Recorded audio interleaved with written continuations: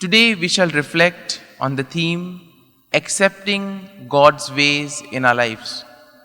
Now we see that God communicates to each one of us what is expected of us. But sometimes we find it very difficult to accept what really God wants us to do. We have our own agenda, and when we come to know God's plans for us, there is a kind of a tussle between them.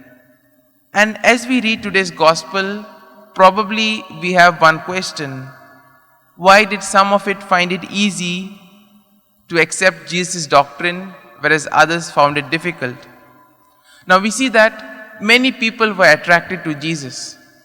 Some were attracted because he did something incredible. He performed miracles, healed people, his preaching was excellent. But there were some who stumbled when Jesus made the claim which only God can make.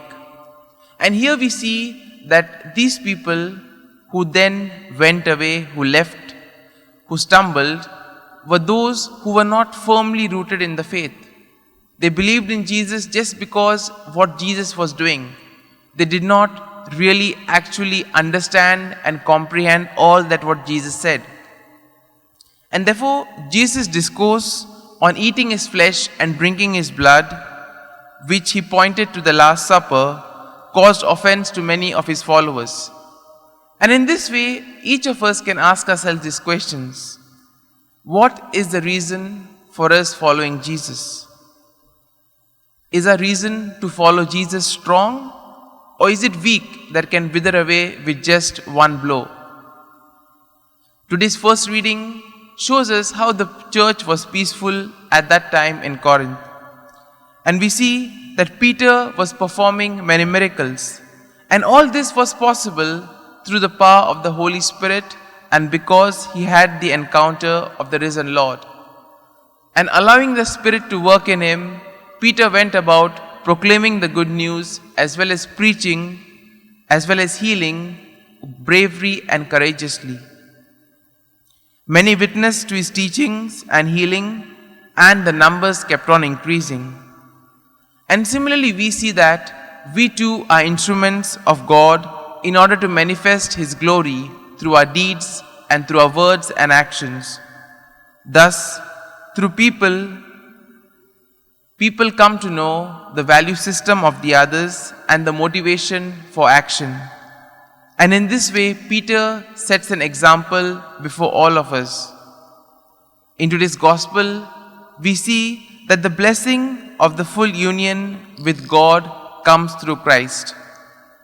Jesus claimed to be the bread of heaven, something that sustains us, nourishes us, and above all, gives us eternal life. Jesus did not leave any middle ground. When Jesus' followers were given the option, it was either to follow him or not to follow him, either to accept his teachings or not to accept. We see that some found it hard. They did not find it hard to believe. They did not find it hard to understand, but they found it hard to accept. But Jesus assures us that the Father would give us the grace to persevere even when the going gets tough. And therefore we see that it is always necessary for us to place our faith and trust in Jesus. Because when the going gets tough, when challenges and obstacles come along the way, it is only He who can give us the grace to deal with them. Another important aspect that is shown in today's gospel is that faith is a gift as well as a personal response to God's revelation of Himself. Faith is a gift that God freely gives to those who listen to Him and those who put their trust in Him. And in a way, our faith tends to be a personal response to God's call. Jesus offers us life-giving word and spirit. And this helps us to grow in the knowledge and understanding of God. Similarly, we see that we can know God personally through His word. And that is why every time we listen to the word of God, there is something that sinks in deep within us, and this transforms our life from within. Faith is also the key to understand and experience God's action and work in our personal lives. So today it would be nice to ask ourselves this question: do you believe, as Peter did, that Jesus has the words of eternal life? Do we allow the Lord to transform and change our lives? We can reflect on these questions, and in a way, we can ask the Lord to give us the grace that we may be able to remain firm in our faith. And just as Peter, having received the Holy Spirit, was able to do many great deeds, that we too, through our actions and through our deeds, may make a difference in the lives of others. Amen.